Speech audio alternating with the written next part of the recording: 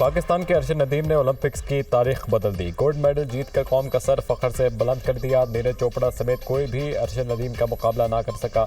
अरशद नदीम पाकिस्तान को इनफरादी मुकाबले में गोल्ड मेडल दिलवाने वाले पहले एथलीट हैं। अरशद नदीम ने ओलंपिक्स तारीख की सबसे बड़ी 92.97 मीटर की थ्रो फेंकी। पाकिस्तान 32 साल बाद ओलंपिक में कोई भी मेडल जीतने में कामयाब हुआ। पाकिस्तान ने आखिरी गोल्ड मेडल 1984 में 40 साल पहले जीता था। मैं रिदम में था और पुरुमीद था कि गोल्ड मेडल जीतूंगा। आज मेरा दिन था, उम्मीद थी कि आज कुछ कर जाऊंगा, मैं इससे ज़्यादा दूर भी थ्रो कर सकता था। अरशद नदीम की मेडल जीतने के बाद मीडिया से गुफ्तगू।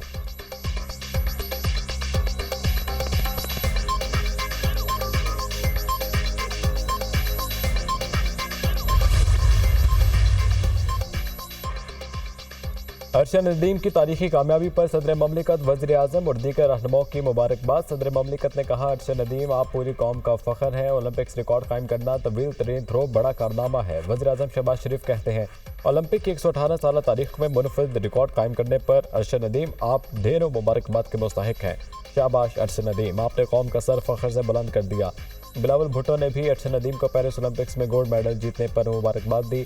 वज़ीर आला पंजाब मरीम नवाज, स्पीकर कौमी असम्बली सरदार अयाज सादिक, वज़ीर दाखिला मोहसिन नकवी समेत तमाम अहम रहनुमाओं की भी अरशद नदीम और कौम को मुबारकबाद।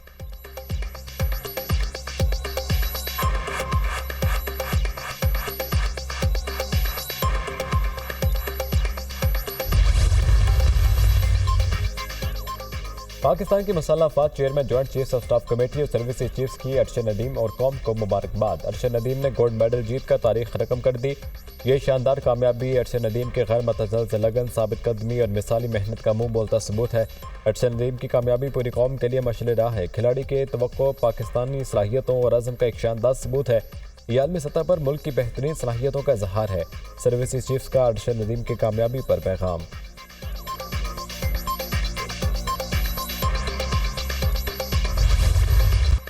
बेटे ने अपना वादा पूरा कर दिखाया। अरशद नदीम की शानदार कामयाबी पर खिलाड़ियों की मां भी खुश, कहती हैं कि बेटे की कामयाबी को अल्फाज में बयान नहीं कर सकती।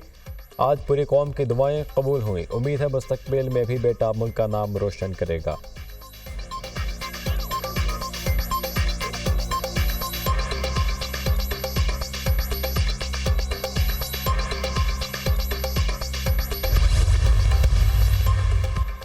किसी ने पाकिस्तान में इंतशार की कोशिश की तो रब करीम की कसम हम उसके आगे खड़े होंगे। दुनिया की कोई ताकत पाकिस्तान को नुकसान नहीं पहुंचा सकती, क्योंकि ये मुल्क कायम रहने के लिए बना है।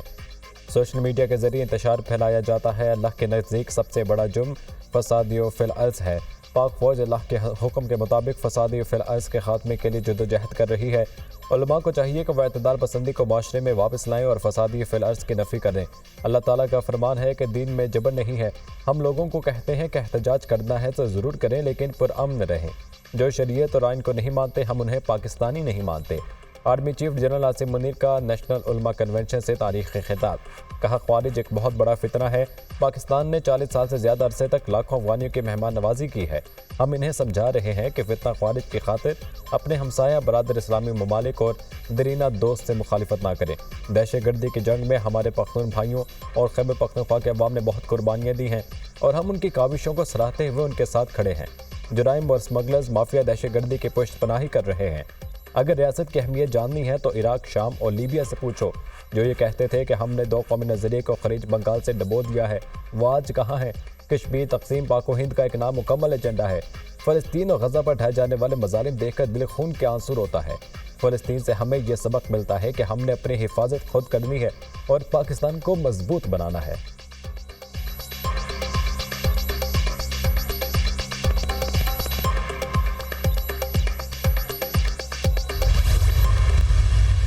वो लोग जो पाकिस्तानी होने का दावा करते हैं और उस लिबादे में दुश्मनी कर रहे हैं, हमें उनको पहचानना है। सोशल मीडिया पर जो झूठ बोला जाता है, जो हकायक को मस्ख किया जाता है, जो गाली गलोच का बाजार गर्म है। 9 मई का वाकया आपके सामने है। उससे ज्यादा दिलखराश वाकया पाकिस्तान की तारीख में कोई नहीं हुआ। हुकूमत और इदारे यकजान दो काले में है। सियासी हुकूमत और इदारों के दरमियान ऐसा ताउन पहले कभी नहीं हुआ। सिपा सलार और सिपाही हुकूमत पाकिस्तान के मफाद में काम कर रहे हैं। मईशत पर आर्मी चीफ और इत्तेहादियों से मुशावरत कर रहे हैं। 200 से 500 यूनिट तक बिजली की कीमत सारिफीन पर बोझ है। बिजली की कीमत में कमी के लिए बातचीत जारी है। जामे मनसूबा बनाया जा रहा है। सदर से इस मौजू पर बात हुई है। वज़ीर-ए-आज़म शहबाज शरीफ का इस्लामाबाद में नेशनल उलमा मशाइख कॉन्फ्रेंस से खिताब। कहा 9 मई से ज़्यादा देर खराज वाक़या मुल्क की तारीख में नहीं हुआ।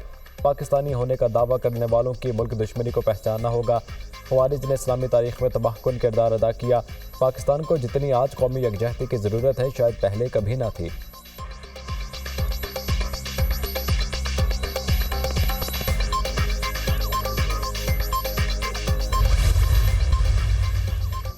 अमीर जमात इस्लामी हाफिज नईमुर रहमान का धरना मौखर करने का ऐलान। कहा धरने को मौखर करते हैं, ख़त्म तब करेंगे जब रिलीफ का मुआहदा पूरा होगा। तवक्को करता हूँ हुकूमत मुआहदे पर 100% अमल करेगी। हम अपने किसी एक मुतालबे से दस्तबरदार नहीं हो रहे। अल्लाह करे हुकूमत मुआहदे पर अमल दरामद करे। मुआहदे पर अतातार मोहसिन नकवी ने दस्तखत किए हैं। मोहसिन नकवी का हाफिज नईम से धरना ख़त्म करने का मुतालबा। किसी किस्म की डील नहीं होगी। डील वो करते हैं जिन्होंने कोई गलत काम किया हो। माफ़ी वो मांगता है जिसने गलती की हो। मुझसे मुज़ाकरात के हवाले से किसी ने रब्ता नहीं किया।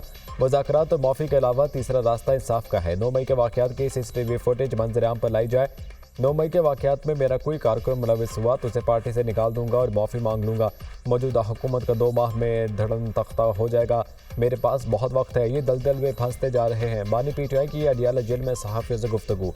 तज्ज़ियाकारों का कहना है कि पहले 9 मई के ज़िम्मेदारों को सज़ा मिलनी चाहिए, फिर माफ़ी का सोचा जाए। शहदा के मुजस्समों को किस लिहाज से नुकसान पहुँचाया गया?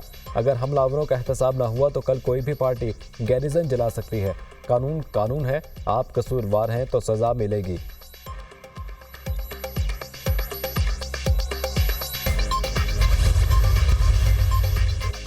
माफ़ी मांगनी है तो मांगिए, अगर मगर मत करें। पाकिस्तान मुश्किल वक्त से गुजर रहा है। आप मुल्क के साथ क्या करना चाहते हैं? आवाम को खुलकर बता दें। क्या आप पाकिस्तान को तोड़ना चाहते हैं जो बांग्लादेश की मिसाल दे रहे हैं?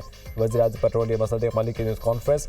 कहा पाकिस्तान को बांग्लादेश बनाने का कहा जा रहा है। शहबाज शरीफ का मवाजना हसीना वाजिद से हो रहा है। आप आवाम को क्या पैगाम देना चाहते हैं? आपसे हमेशा तोड़ने की बात सुनी।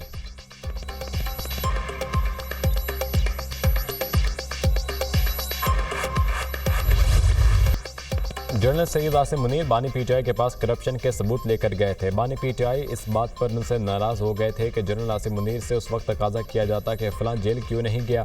सेनेटर इरफान सिद्दीकी की प्रोग्राम ऑन द फ्रंट में गुफ्तगू। कहा बतौर DG ISI general Asim Munir ने मुखालिफिन को जेलों में डालने से इनकार किया था।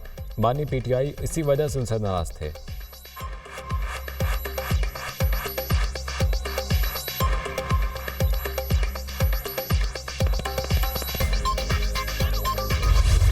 इलेक्शन तरमीमी बिल बाकायदा इलेक्शन एक्ट बन गया। सदर ममलिकत ने इलेक्शन एक्ट तरमीमी बिल 2024 पर दस्तखत कर दिए। आसिफ जरदारी ने गुज़िश्ता शब इलेक्शन एक्ट तरमीमी बिल 2024 पर दस्तखत किए। गज़ट नोटिफिकेशन जारी। इंतखाबी निशान के हसूल से कबल पार्टी सर्टिफिकेट जमा न कराने वाला उम्मीदवार आज़ाद तस्वुर होगा। मुकर्ररा मुद्दत में मखसूस नशिस्तों की फहरिस्त जमा न कराने की सूरत में कोई सियासी जमात मखसूस नशिस्तों की हकदार न होगी। तरमीमी एक्ट।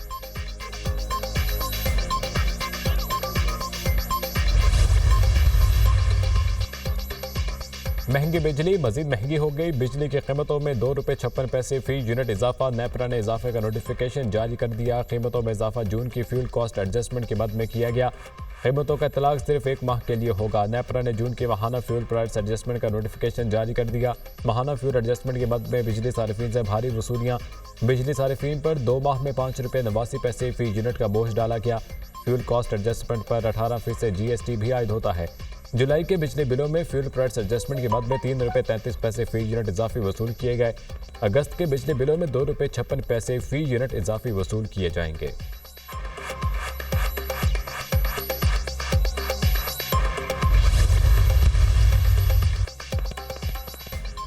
हुकूमत का 6 IPPs कंपनियों के साथ मुआहिदा खत्म करने का फैसला। 15 IPPs कंपनियों के साथ मुआहिदों पर नजरसानी का फ्रेमवर्क तैयार कर दिया। 90 की दहाई में कायम 9 दीगर IPPs के साथ मुआहिदे मरहलावार खत्म किए जाएंगे।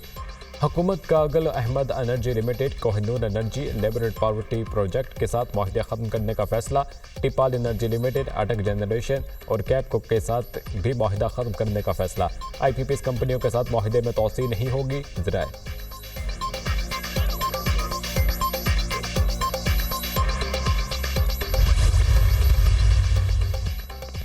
वज़ीर-ए-आज़म के पाकिस्तान में कारोबारी और सरमायाकारी में आसानी के लिए तारीख के सबसे बड़े इस्लाहाती प्रोग्राम के आगाज़ की मंजूरी। कारोबार और सरमायाकारी के फ़रोग़ के लिए पाकिस्तानी कानून और ज़ाब्तों की पहली डिजिटल रजिस्ट्री के क़याम का आगाज़।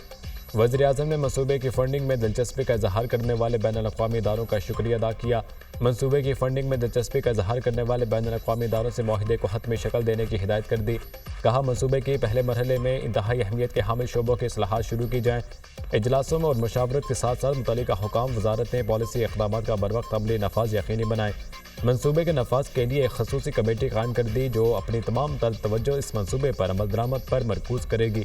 वज़ीर-ए-आज़म ने पहले मरहले को दिसंबर 2024 तक मुकम्मल करने का हदफ दे दिया।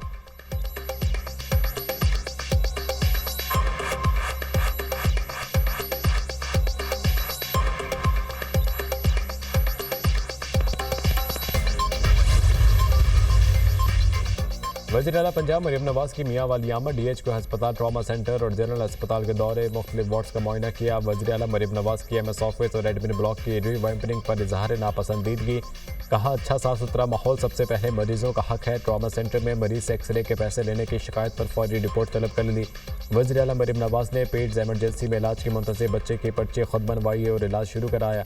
वज़ीर-ए-आला पंजाब का जनरल अस्पताल के तमाम वार्ड्स तरजीही बुनियादों पर फंक्शनल करने का हुक्म। मरीम नवाज ने DHQ के फीमेल मेडिसिन वार्ड और नर्सरी का भी दौरा किया। नर्सरी में बच्चों से इजहार शफकत और प्यार किया। मरीजों से मुफ्त इलाज, अद्वियात और टेस्ट के बारे में दरियाफ्त किया। ज़्यादा इंतजार तो नहीं करना पड़ता, सब ठीक है ना? बेहतरीन इलाज मियाँ वाली के हर शहरी का हक है। वज़ीर-ए-आला मरीम नवाज की मरीजों से गुफ्तगू। वज़ीर-ए-आला मरीम नवाज का क्राइम रेट बढ़ने और करप्शन की अवामी शिकायत पर इजहार बरहमी। DPO मियाँ वाली मतीउल्लाह को ओहदे से हटा दिया गया।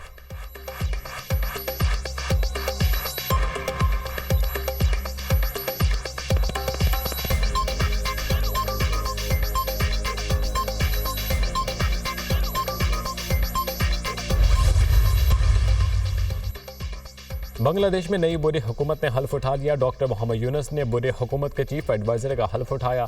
15 रुकनी बुरी हुकूमत के सरबराह डॉक्टर मोहम्मद यूनुस ने सदर शहाबुद्दीन ने नई बुरी हुकूमत के अरकान से हल्फ लिया।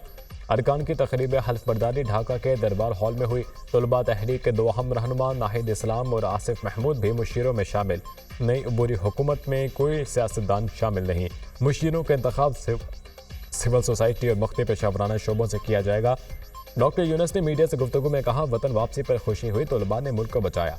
मिलकर हालात ठीक करेंगे। हमने मुल्क में अमन और इस्तेहकाम के लिए काम करना है। मुत्तहिद होकर बांग्लादेश को तरक्की की राह पर गामजन करेंगे।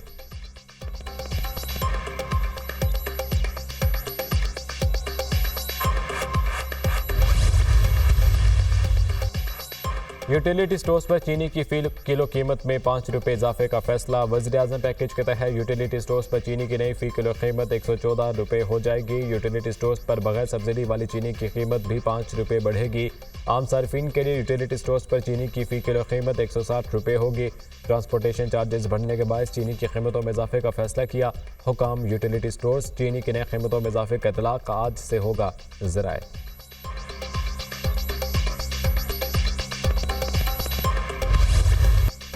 रावलपिंडी और इस्लामाबाद में मूसलाधार बारिश, नशेबी इलाके ज़रियाब आ गए। रावलपिंडी में पानी घरों में दाखिल, रेन एमरजेंसी नाफिज।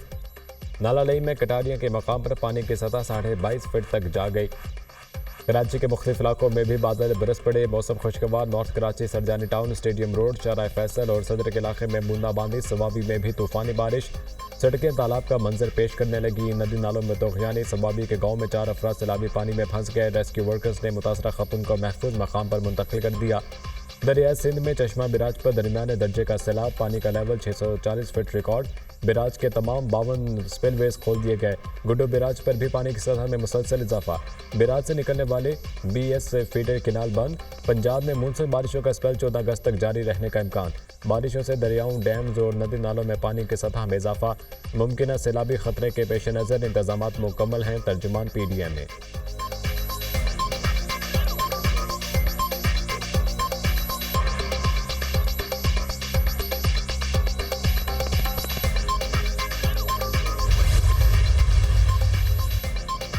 इस्लामाबाद में बल्दियाती इंतखाबात के लिए पोलिंग 29 सितंबर को होगी। इलेक्शन कमीशन ने इस्लामाबाद में बल्दियाती इंतखाबात का शेड्यूल जारी कर दिया।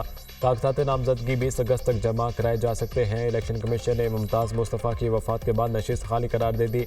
NA 171 रहीम यार खान के इंतखाबी शेड्यूल जारी कर दिया। पोलिंग 12 सितंबर को होगी। उम्मीदवार कागजात नामजदगी 17 अगस्त तक जमा करा सकते हैं। कागजात नामजदगी की स्क्रूटनी 21 अगस्त तक होगी। कागजात नामजदगी पर एतराज़ात की अपीलें 27 अगस्त तक निपटाई जाएंगी। उम्मीदवारों को इंतखाबी निशानात 30 अगस्त को अलॉट किए जाएंगे।